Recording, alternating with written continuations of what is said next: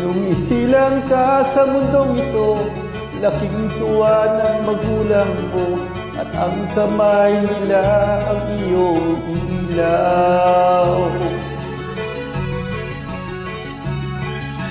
At ang nanay at tatay mo, di malaman ang gagawin, minamasdan pati pagtulog mo.